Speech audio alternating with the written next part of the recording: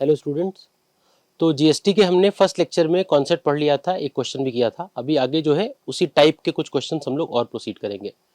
ठीक है, कॉन्सेप्ट वही है, कुछ क्वेश्चंस और एक दो अभी करेंगे, देन फिर उसके बाद थोड़ा सा एक आध कॉन्सेप्ट और है, वो हम लोग आगे के लेक्चर में देखेंगे। ठीक, तो ऐसे हमारा ये नेक्स्ट क्वेश्चन जो है, क्वेश्चन क्या कह रहा है? क्वेश्चन कह रहा है a dealer buys an article at a discount of 30% from the wholesaler. तो इसका मतलब यहां पर सबसे पहले कौन है? सबसे पहले होलसेलर है। सबसे पहले देखो होलसेलर है, होलसेलर से डीलर ने आर्टिकल बाय किया है। ठीक, तो अगर हम डायग्राम बनाए, मतलब वो जो फ्लो चार्ट बनाते हैं, सबसे पहले होलसेलर होगा,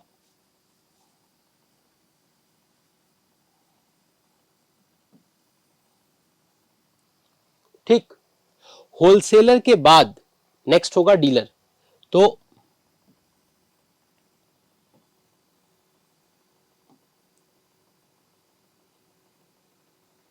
नेक्स्ट हो गया डीलर। ठीक, तो क्वेश्चन क्या कह रहा है? क्वेश्चन कह रहा है a dealer buys an article at a discount of 30% from the wholesaler. फिर आगे कह रहा है the marked price being 6000। Article का जो एमआरपी है, जो मार्क्ड प्राइस है, वो 6000 है। तो मार्क प्राइस हम इसमें लिखते नहीं, बिकॉज मार्क प्राइस तो सेलिंग या कॉस्ट प्राइस हो सकता है, बट अभी तो सेलिंग या कॉस्ट प्राइस बोला नहीं कि मार्क प्राइस पे सेल कर रहा है, मार्क प्राइस पे कोई खरीद रहा है। तो आर्टिकल का जो एमआरपी है, मार्क प्राइस है, वो 6000 है। अच्छा, एक चीज ये ध्यान रखना कि डिस्काउंट जो है 6000 पे दिया जाएगा जब भी बोलेगा। इसका मतलब discount is always calculated on the marked price. और मार्क्ड प्राइस को इस चैप्टर में कई सारे टर्म्स हैं जो बोल सकते हैं मार्क प्राइस का मतलब, और नाम कह सकते हो है। जैसे कई बार मार्क प्राइस को लिस्ट प्राइस लिखता है, कैटलॉग प्राइस लिखता है, प्रिंटेड प्राइस लिखता है। तो इन सब का मतलब मार्क प्राइस है। अगर वो बोले लिस्ट प्राइस या कैटलॉग प्राइस या प्रिंटेड प्राइस, तो इन सब का मतलब मार्क प्राइस है। ठीक, तो यहां पे डीलर आ गया। इसके बाद कह रहा है the dealer sells it to a consumer. मतलब डीलर के बाद जो नेक्स्ट पर्सन है वो है कंज्यूमर। डीलर सेल कर रहा है कंज्यूमर को eight a discount of 10% on the marked price. ठीक है, तो डीलर सेल कर रहा है कंज्यूमर को।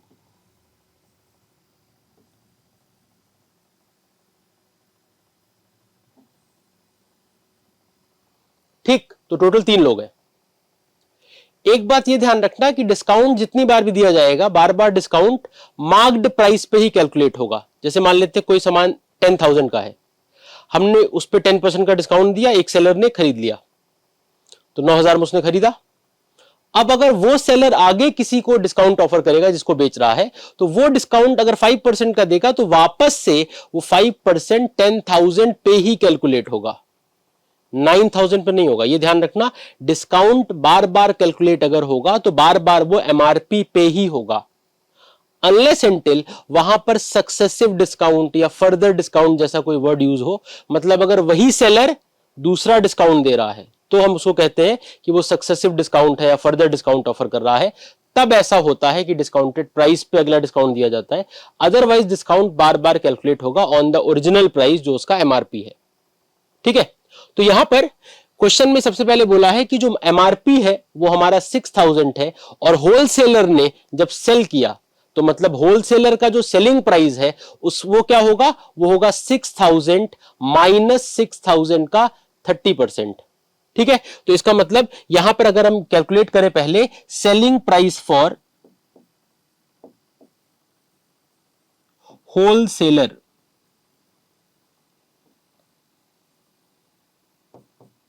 तो जो होलसेलर का सेलिंग प्राइस होगा वो कैसे आएगा? देखो, प्राइस है आर्टिकल का 6000 और उस पे वो 30% का डिस्काउंट दे रहा है।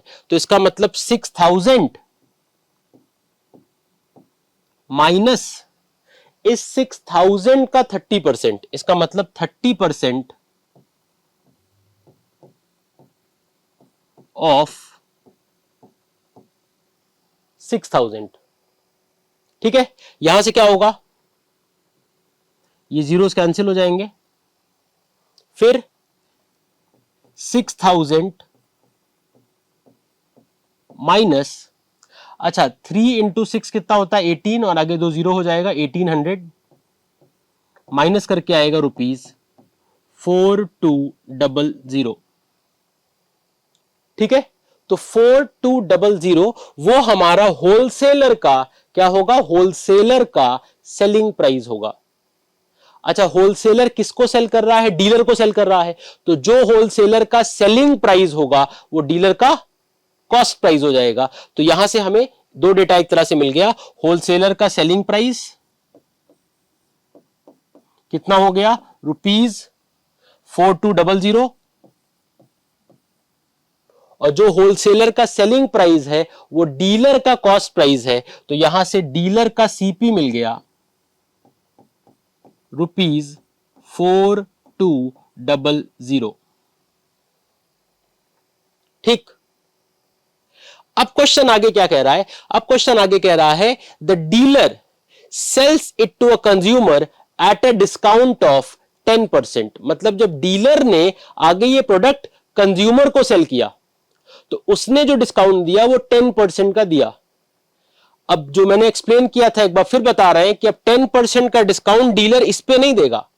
रीजन, डीलर कंज्यूमर को क्यों बताएगा कि मैंने जो प्रोडक्ट खरीदा था उस पे मुझे 30% का डिस्काउंट मिला था?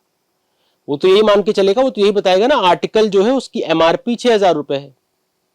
ठीक। तो अब जब डीलर डिस्काउंट देगा किसको? कंज्यूमर को। तो वो ये डिस्काउंट दोबारा से 6000 रुपए पर देगा।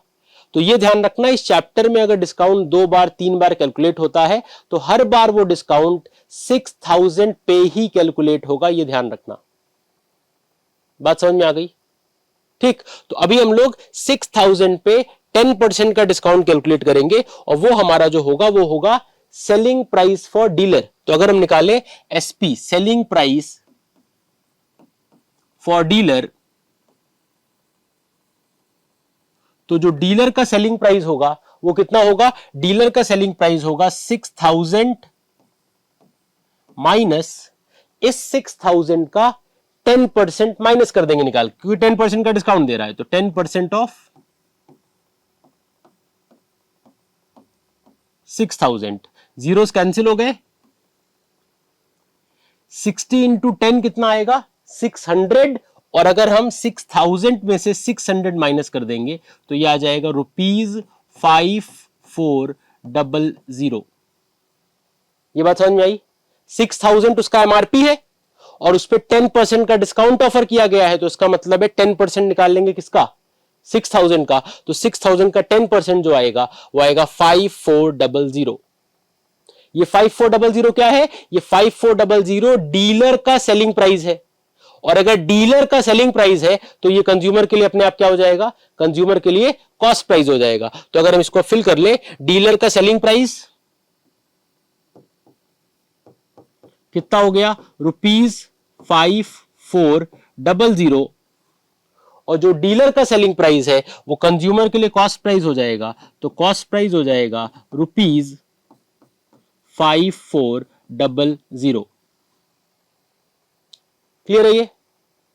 अब क्वेश्चन में क्या कह रहा है? अब क्वेश्चन में कह रहा है द सेल्स आर इंट्रास्टेट। ठीक। इंट्रास्टेट का मतलब कि सेलिंग सेम स्टेट में हो रही है, स्टार्टिंग से लेकर के एंडिंग तक। मार्केट से मतलब जो स्टेट से बाहर नहीं जा रहा है प्रोडक्ट, सारे लोग एक ही स्टेट में है। और ऐसे केस में हमें पता है कि जो हमारा टैक्स अमाउंट होता है वो हाफ हाफ डिवाइड हो जाता है। ठीक है। तो यहां पे जो टैक्स है the rate of GST is 5%। तो जीएसटी का रेट अगर 5% है तो 5 का हाफ मतलब 2.5% अलग हो जाएगा और 2.5% हमारा अलग हो जाएगा। That means 2.5% SGST and 2.5% CGST. ठीक है। अब पहला पार्ट क्वेश्चन में पूछ रहा है the amount paid by the consumer for the article. The amount paid by the consumer for the article. अब ये हमने लास्ट क्वेश्चन में भी देखा था कि जो कंज्यूमर है वो आर्टिकल के लिए जो पेमेंट करेगा वो किसको करेगा? उसको करेगा जिसको वो सेल कर, जिससे वो खरीद रहा है, मतलब उसके लिए जो सेलर है। तो कंज्यूमर जो है वो ये सामान किससे खरीद रहा है? वो खरीद रहा है डीलर से। तो दैट मींस डीलर हमारा कंज्यूमर को सेल कर रहा है, तो कंज्यूमर किसको पे करेगा? डीलर को पे करेगा। और ऐसे केस में मैंने बताया था यहां गवर्नमेंट का कोई रोल नहीं है।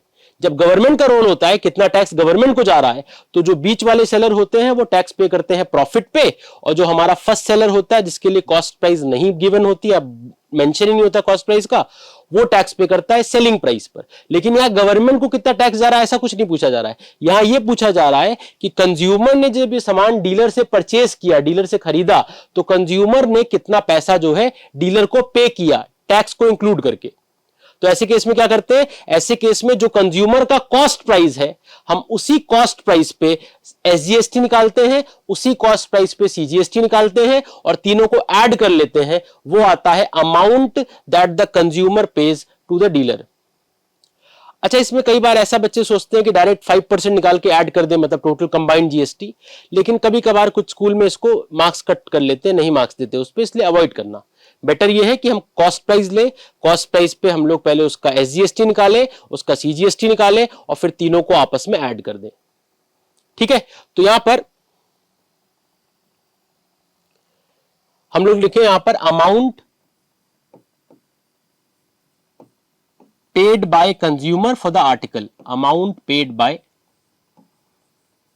Consumer for the article. ठीक, तो कंज्यूमर कितना अमाउंट पे करेगा, देखो कंज्यूमर का जो कॉस्ट प्राइस है वो है 5400 कंज्यूमर का कॉस्ट प्राइस है। इस कॉस्ट प्राइस पे एसजीएसटी ऐड होगा और इसी कॉस्ट प्राइस पे सीजीएसटी ऐड होगा, तो इसका मतलब 5400 प्लस इस पे एसजीएसटी ऐड करेंगे तो एसजीएसटी कितना होगा 2.5% ऑफ 5400। ये चीज याद रखना कि किसका निकालेंगे, यहां पे टैक्स डायरेक्ट कॉस्ट प्राइस पे निकलेगा। कब निकलता है टैक्स कॉस्ट प्राइस पे, जब गवर्नमेंट का कोई रोल नहीं है, वो ये बोलता है कि जो पर्सन है, जैसे यहां पे कंज्यूमर है, उसने जिससे सामान खरीदा है उसको टोटल कितना पेमेंट किया है, तो इस केस में कंज्यूमर का कॉस्ट प्राइस लिया जाएगा, उसी कॉस्ट प्राइस पे एसजीएसटी निकाला जाएगा, उसी कॉस्ट प्राइस पे सीजीएसटी निकाला जाएगा और तीनों को ऐड कर दिया जाएगा। तो यहां पर ये कॉस्ट प्राइस है, उस कॉस्ट प्राइस पे ये एसजीएसटी हो गया मान लेते हैं और इतना ही सीजीएसटी होगा, तो नीचे और लिख देते हैं प्लस 2.5% ऑफ 5400। ये क्लियर है। अब देखो यहां से डेसिमल हटाएंगे, एक जीरो बढ़ जाएगा, 2 जीरो कैंसिल, यहां से 2 जीरो कैंसिल, 25 होता है 5 टाइम्स एंड ये होता है 5 2 टाइम्स, 2 से ये कैंसिल तो आ जाएगा 27 इंटू 5 होता है 135। तो हमारा जो एसजीएसटी आ रहा है वो आ रहा है 135, तो ये हो गया 5400 प्लस 135, क्योंकि 27 इंटू 5 होता है 135 प्लस 135, ये 27 इंटू 5 किया 135 होता है। अच्छा, जितना ये आया है हमारा उतना ही ये भी आएगा, नीचे वाला भी, मतलब जितना एसजीएसटी आया है उतना ही सीजीएसटी आएगा, बिकॉज एसजीएसटी अगर 2.5% है तो सीजीएसटी भी 2.5% होगा, इसलिए मैंने नीचे वाली कैलकुलेशन करी नहीं, वो कैलकुलेशन दोबारा करने की कोई नीड नहीं है। तो सिंपल, अगर हम 135 प्लस 135, दो ये एसजीएसटी, ये सीजीएसटी और ये जो है वो कॉस्ट, तीनों को ऐड कर दें, तो तीनों को अगर ऐड कर देते हैं तो ये आएगा हमारा 0 7 6 एंड 5, तो यह आ जाएगा ₹5670, ₹5670, ये जो आएगा वो हमारा आंसर है। मतलब ये अमाउंट कंज्यूमर पे करेगा आर्टिकल के लिए डीलर को। ये समझ में आ गया। नेक्स्ट पार्ट पे आते हैं। नेक्स्ट क्या पूछ रहा है, नेक्स्ट पूछ रहा है the tax paid by the dealer to the state government. अच्छा, ये हमने पढ़ा था, लास्ट क्वेश्चन में किया भी था ऐसा क्वेश्चन। देखो, डीलर जो है वो प्रोडक्ट कहीं से पहले खरीद रहा है और फिर आगे सेल कर रहा है। तो कोई भी ऐसा पर्सन जो प्रोडक्ट को पहले खरीदता है और फिर आगे सेल करता है, तो वो किस पे टैक्स पे करता है, वो टैक्स पे करता है अपने प्रॉफिट के ऊपर। तो जो डीलर है वो 4200 खरीद रहा है, 4200 में सामान, और 5400 में सेल कर रहा है, तो जो डीलर का हमारे प्रॉफिट है वो कितना है, 54 माइनस 42 आता है 12, मतलब डीलर को प्रॉफिट हो रहा है 1200 का। ठीक, इस 1200 पे हमें टैक्स निकालना है। अच्छा, टैक्स किसके लिए, स्टेट गवर्नमेंट के लिए, मतलब हमें निकालना है एसजीएसटी फॉर डीलर, और क्योंकि डीलर बीच का सेलर है, डीलर कहीं से सामान खरीद रहा है और फिर आगे सेल कर रहा है, तो डीलर अपना टैक्स पे करेगा अपने प्रॉफिट के ऊपर जो कि 1200 है। तो इसका मतलब है हमारा जो नेक्स्ट पार्ट है उसमें हम निकालेंगे एसजीएसटी फॉर डीलर। तो जो एसजीएसटी फॉर डीलर होगा, एसजीएसटी मतलब state GST, SGST for dealer वो कितना होगा, वो होगा 2.5% ऑफ 1200। 1200 क्यों? क्योंकि डीलर जो है उसका प्रॉफिट 1200 का है। तो यहां से ये डेसिमल हटेगा, एक जीरो बढ़ जाएगा, 2 जीरो कैंसिल होगा यहां से, फिर 5 से कटेगा, 5 इंटू 5 ये होगा 5 इंटू 2, 2 से ये कट के आ जाएगा 6, 5 इंटू 6 कितना आ जाएगा, ये आ जाएगा ₹30। तो जो डीलर के लिए एसजीएसटी आएगा वो आएगा ₹30। नेक्स्ट पार्ट पे आए। अब नेक्स्ट पार्ट है the amount of tax under GST. इसका मतलब वो जीएसटी पूछ रहा है received by the central government, मतलब ये पूछ रहा है कि सेंट्रल गवर्नमेंट को टोटल जीएसटी कितना मिलेगा, total GST received by the central government. अब गवर्नमेंट को जीएसटी कौन देता है, गवर्नमेंट को जीएसटी देते हैं सेलर्स। वो जीएसटी आता पूरा एंड यूजर के पास से है जो लास्ट में अपने यूज के लिए खरीद रहा है, जो यहां पे कंज्यूमर है, लेकिन गवर्नमेंट तक उसको पहुंचाने का जो काम करते हैं वो सेलर्स करते हैं। इस क्वेश्चन में अगर देखें तो दो सेलर है, एक डीलर है और एक मैन्युफैक्चर होलसेलर है, ठीक, डीलर एंड होलसेलर। हमसे पूछा है कि सेंट्रल गवर्नमेंट को टोटल जीएसटी कितना मिलेगा। तो टोटल सेंट्रल गवर्नमेंट को जो जीएसटी मिलने वाला है, मतलब जो टोटल सीजीएसटी होगा वो होगा इसका सीजीएसटी और प्लस इसका सीजीएसटी का सम। अगर इन दोनों के सीजीएसटी को हम ऐड कर दें उतना ही टोटल सेंट्रल गवर्नमेंट को मिलना है, ठीक। इसका हम एसजीएसटी निकाल चुके हैं जो कि आया है 30 रुपी। डीलर का एसजीएसटी 30 रुपीज आया है। जितना डीलर का एसजीएसटी होगा हमें पता है उतना ही सीजीएसटी भी होगा। तो अगर हम सीजीएसटी फॉर डीलर निकालें, अगर हम निकालें सीजीएसटी फॉर डीलर तो वो आएगा तो इतना ही। तो दोबारा कैलकुलेट क्यों करेंगे, डायरेक्ट लिख देंगे 30। तो यहां पे आ जाएगा सीजीएसटी फॉर डीलर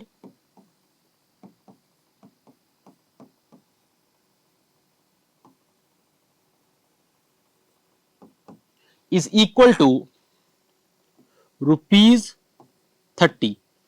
क्यों लिखा डायरेक्ट पता है ना, क्योंकि जितना एसजीएसटी होता है एग्जैक्टली उतना ही सीजीएसटी भी होता है। एसजीएसटी हम निकाल चुके हैं तो जितना एसजीएसटी होगा उतना ही सीजीएसटी होगा, इसलिए दोबारा उसको कैलकुलेट करने की जरूरत नहीं है। अगर हम निकालें ऐसे ही सीजीएसटी फॉर होलसेलर, अगर हम नेक्स्ट निकालें सीजीएसटी फॉर होलसेलर,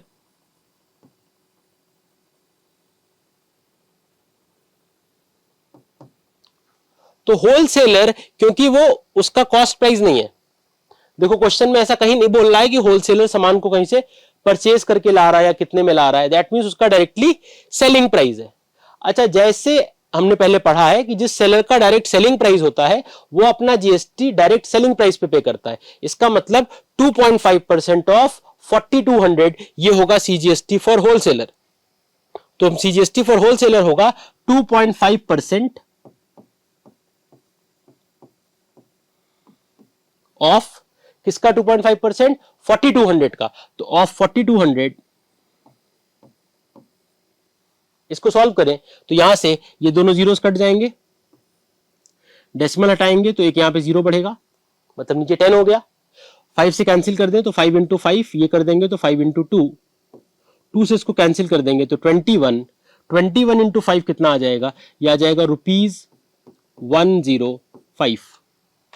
₹105 वो सीजीएसटी फॉर होलसेलर है। अच्छा, होलसेलर का सीजीएसटी और ये जो 30 है ये सीजीएसटी फॉर डीलर है। हमसे पूछा है कि टोटल सीजीएसटी कितना होगा। तो जो टोटल सीजीएसटी होगा, टोटल सीजीएसटी क्योंकि पूछा है total tax received by the central government, वो कितना होगा, वो होगा 105 और प्लस इसमें 30 और ऐड कर दो तो ये आ जाएगा 105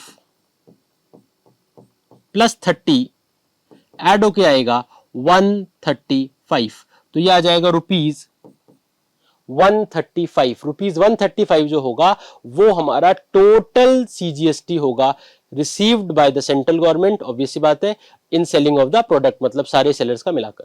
अब आते हैं नेक्स्ट क्वेश्चन पे। ये हमारा कंप्लीट हो गया, इसमें सारे पार्ट्स पूछे थे, हो गए सारे। नेक्स्ट क्वेश्चन पे आते हैं।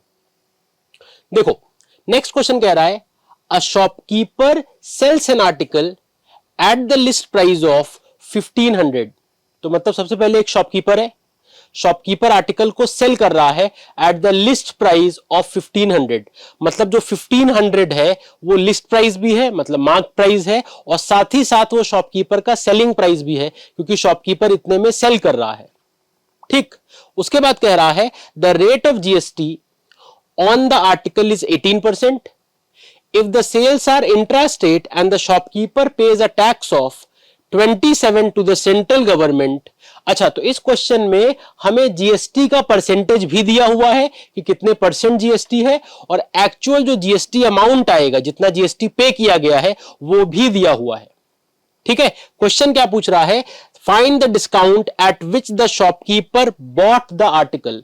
अब देखो जैसे ही ये लाइन आई, इससे ये क्लियर हो गया कि शॉपकीपर ने भी आर्टिकल कहीं से खरीदा है, और अगर शॉपकीपर ने भी आर्टिकल कहीं से खरीदा है तो दैट मींस शॉपकीपर हमारा फर्स्ट सेलर बिल्कुल नहीं है। ठीक है, आगे नेक्स्ट पार्ट पूछ रहा है the amount inclusive of tax at which the shopkeeper purchase the article from the wholesaler. अब देखो यहां होलसेलर आ गया, मतलब क्लियर हो गया कि सबसे पहले होलसेलर है, उसने बेचा है शॉपकीपर को, और फिर शॉपकीपर ने बेचा है आगे कंज्यूमर को। तो सबसे पहले अगर हम यहां पे क्वेश्चन स्टार्ट करें तो सबसे पहले है होलसेलर।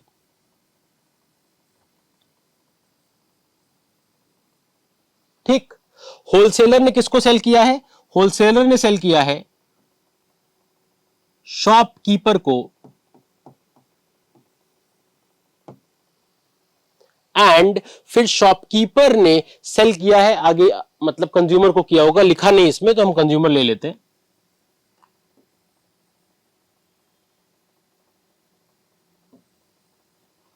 ठीक है, अब क्वेश्चन में देखो क्या क्या कह रहा है। क्वेश्चन में कह रहा है a shopkeeper sells an article at the list price of 1500। मतलब शॉपकीपर ने आर्टिकल को सेल किया है लिस्ट प्राइस 1500 पे। तो शॉपकीपर का जो सेलिंग प्राइस है वो 1500 है, तो एसपी फॉर शॉपकीपर कितना है, वो है 1500। ये शॉपकीपर का सेलिंग प्राइस है। ठीक है, उसके बाद the rate of GST on the article is 18%। तो मतलब जीएसटी 18% है टोटल, तो एसजीएसटी हो जाएगा 9% और सीजीएसटी भी हो जाएगा 9%। टोटल जीएसटी अगर 18% है तो एसजीएसटी 9% और सीजीएसटी भी 9%। ठीक है, फिर कह रहा है if the sales are intrastate and the shopkeeper pays a tax of 27 to the central government. तो शॉपकीपर जो है वो सेंट्रल गवर्नमेंट को 27 रुपीज का टैक्स दे रहा है। अब इस क्वेश्चन में देखो बोल रखा है कि the price at which the shopkeeper purchase the article.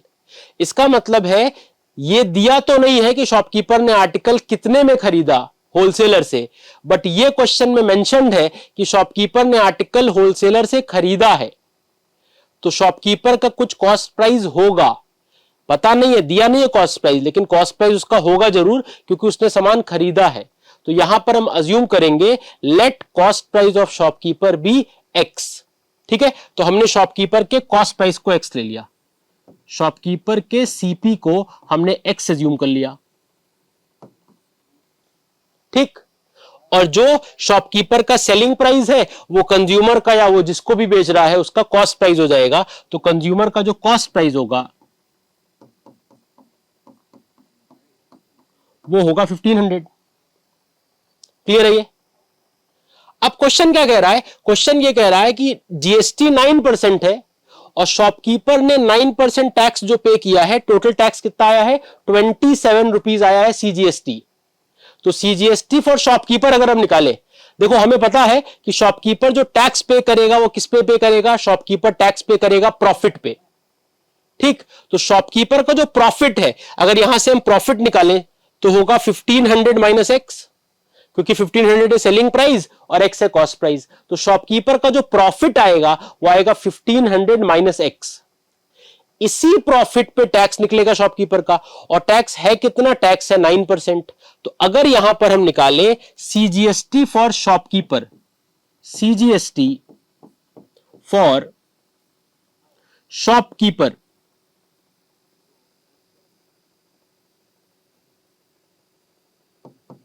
तो जो सीजीएसटी फॉर शॉपकीपर होगा वो होगा 9% ऑफ, किसका 9%, क्योंकि शॉपकीपर बीच का सेलर है, सामान पहले वो खरीद के ला रहा है फिर आगे बेच रहा है, तो टैक्स पे करेगा अपने प्रॉफिट पे, और शॉपकीपर का जो प्रॉफिट होगा वो होगा 1500 माइनस एक्स, ये प्रॉफिट होगा। तो इसका मतलब 9% ऑफ 1500 माइनस एक्स, ठीक है। अब ये जो अमाउंट है 9% ऑफ प्रॉफिट, ये 27 रुपीज आएगा, ये क्वेश्चन में दे रखा है। देखो क्वेश्चन में क्या बोला है, क्वेश्चन में बोला है the shopkeeper pays a tax of 27 rupee to the central government. इसका मतलब यह है कि शॉपकीपर सेंट्रल गवर्नमेंट को 27 का टैक्स पे किया हुआ है ऑलरेडी, तो 27 जो है वो शॉपकीपर का सीजीएसटी ऑलरेडी है, ठीक। तो अगर 27 शॉपकीपर का सीजीएसटी है तो यहां पर जो सीजीएसटी फॉर शॉपकीपर है यहां हम 27 लिख सकते हैं, तो यह आ जाएगा 27 इज इक्वल्स टू ये वाली वैल्यू, ठीक। तो यह आएगा 27 is equals to 9/100 into 1500 minus x. अब क्या करें, देखो 9 से इसको कैंसिल कर दे 27 को, तो आ जाएगा 3, कैंसिल हो गया, ये 100 चला गया ऊपर, 100 इंटू 3 कितना हो जाएगा, 300 is equal to 1500 minus x, clear है। यहां से अगर x निकालते हैं तो ये वाला x इधर आ जाएगा और 300 उधर चला जाएगा, तो x इक्वल्स टू 1500 और ये 300 उधर चला जाएगा तो -300 इज इक्वल टू यह आ जाएगा ₹1200। तो ₹1200 x की वैल्यू निकल कर आ रही है। अच्छा, हमने x किसको अज्यूम किया था, हमने जो x अज्यूम किया था वो अज्यूम किया था शॉपकीपर के कॉस्ट प्राइस को, और वो हमारा निकल कर आ रहा है ₹1200। अब क्वेश्चन का पहला पार्ट क्या पूछ रहा है, पहला पार्ट पूछ रहा है the discount at which the shopkeeper bought the article. अच्छा ये बताओ, कोई सामान 100 रुपीज का है और हमने उसको 90 रुपीज में खरीद लिया, तो हमें कितना डिस्काउंट मिला, 10 रुपीज का। तो यहां पे क्या केस है, यहां पर आर्टिकल कितने का, आर्टिकल है 1500 का, और हमने जब सॉल्व किया तो शॉपकीपर ने उसको खरीदा कितने में है, एक्स जो आया है शॉपकीपर का कॉस्ट प्राइस वो आया है 1200। तो अगर 1500 का सामान है और शॉपकीपर ने उसको 1200 में खरीद लिया है, तो इसका मतलब है शॉपकीपर को डिस्काउंट कितना मिला, 1500 माइनस 1200। तो इसका मतलब है डिस्काउंट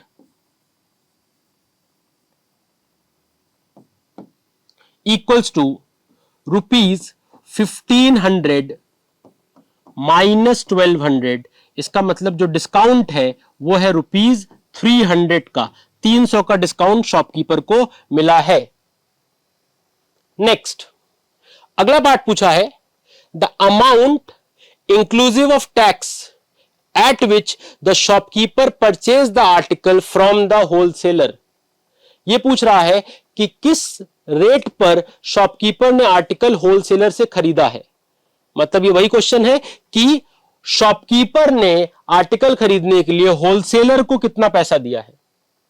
तो शॉपकीपर ने होलसेलर को कितना पैसा दिया है, इसके लिए क्या करेंगे, शॉपकीपर का कॉस्ट प्राइस लेंगे जैसे अब तक कर रहे थे, उसी कॉस्ट प्राइस पे निकालेंगे एसजीएसटी, उसी कॉस्ट प्राइस पे निकालेंगे सीजीएसटी और तीनों को ऐड कर देंगे।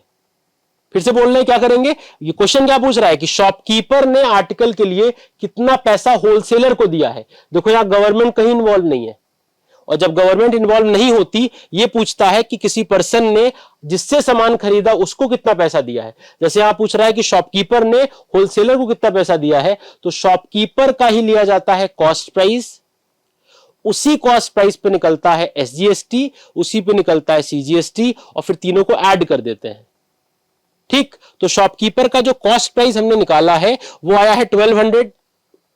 इसी 1200 पे एसजीएसटी निकालेंगे जो कि 9% है, इसी 1200 पे सीजीएसटी निकालेंगे जो कि फिर से 9% है, और तीनों को ऐड कर देंगे। इसका मतलब है अगर हम लिखें अमाउंट पेड बाय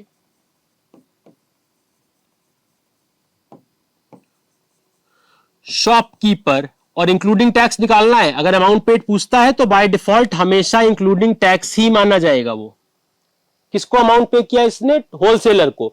तो amount paid by shopkeeper including tax is, जो उसका कॉस्ट प्राइस है, मतलब कॉस्ट प्राइस है 1200 रुपीज, प्लस इस कॉस्ट प्राइस पे एसजीएसटी निकलेगा जो कि 9% है, तो इसका मतलब 9% ऑफ 1200, और फिर इसी कॉस्ट प्राइस पे सीजीएसटी निकलेगा जो कि अगेन 9% होगा ऑफ 1200। जीरोस कट जाएंगे, 12 इंटू 9 होता है 108, तो इसका मतलब ये आ जाएगा रुपीज 1200 प्लस 108 प्लस, ये भी उतना ही आएगा सॉल्व होके 108 आएगा 216, और उसको अगर इसमें ऐड कर देंगे तो ये आएगा रुपीज 1416। रुपीज 1416 जो है शॉपकीपर को देना पड़ेगा। किसको? होलसेलर को, आर्टिकल को परचेज करने के लिए। तो इस बात को ध्यान रखना कि जीएसटी का कोई भी क्वेश्चन आएगा, कब टैक्स निकलता है प्रॉफिट पे, कब निकलता है सेलिंग प्राइस पे, और कब कॉस्ट प्राइस पे टैक्स निकाल के ऐड करते हैं। तो प्रॉफिट पे कब निकलेगा? जब गवर्नमेंट की बात करेगा, और ऐसा कोई सेलर है जो सामान कहीं से खरीद रहा है फिर आगे बेच रहा है, तो वो टैक्स प्रॉफिट पे देगा गवर्नमेंट को। अगर कोई ऐसा सेलर है जिसका कॉस्ट प्राइस की बात ही नहीं हो रही, कॉस्ट प्राइस एग्जिस्ट नहीं कर रहा है, डायरेक्ट सेलिंग प्राइस का दिया है, और गवर्नमेंट को कितना टैक्स देगा पूछेगा, तो टैक्स निकलेगा सेलिंग प्राइस पर। लेकिन कभी अगर यह पूछेगा कि कोई पर्सन जिससे सामान खरीद के लाया है उसको कितना पैसा देगा, जैसे यहां पूछ रहा है कि शॉपकीपर जो सामान होलसेलर से खरीद के लाया है, होलसेलर को कितना पेमेंट करेगा टोटल इंक्लूडिंग टैक्स, तब टैक्स ना तो प्रॉफिट पे निकलता है और तब टैक्स ना ही सेलिंग प्राइस पे निकलता है। प्रॉफिट या सेलिंग प्राइस पे कब निकलता है? जब गवर्नमेंट को कितना टैक्स दिया जा रहा है ये क्वेश्चन पूछेगा। ठीक है, ये टैक्स जाएगा गवर्नमेंट तक ही, लेकिन अभी तो फिलहाल ये इसको पे कर रहा है ना, तो उस केस में जब पूछेगा कि शॉपकीपर कितना टैक्स या कितना पैसा टोटल होलसेलर को दे रहा है, तो फिर शॉपकीपर का ही कॉस्ट प्राइस लिया जाता है, और फिर इसी कॉस्ट प्राइस पे एसजीएसटी निकलता है, इसी कॉस्ट प्राइस पे सीजीएसटी निकलता है, और फिर तीनों को ऐड कर दिया जाता है, वो हमारा फाइनल आंसर आता है। एक छोटी सी लास्ट बात और, कि जैसे यहाँ पे डिस्काउंट पूछा था, डिस्काउंट 300 रुपए आ गया है, बाय चांस अगर डिस्काउंट परसेंट पूछता तो ये याद रखना डिस्काउंट परसेंट हमेशा मार्क्ड प्राइस पे निकलता है, तो हम निकालते डिस्काउंट 300 रुपए अपॉन नीचे लिखते मार्क्ड प्राइस जो कि 1500 रुपीज इंटू 100। तो जब भी बोलता है डी परसेंट तो याद रखना डिस्काउंट परसेंट हमेशा एमआरपी को बेस लेके निकलता है, मार्क्ड प्राइस पे निकलता है, तो discount upon marked price into 100 करते, तो डिस्काउंट परसेंट यहां पे निकालना होता तो वो 20% आता। ये क्वेश्चन कंप्लीट हो गया। इस लेक्चर में इतना ही। अब जीएसटी के आगे और कॉन्सेप्ट और कुछ क्वेश्चन और हम लोग नेक्स्ट लेक्चर में करेंगे। Thank you.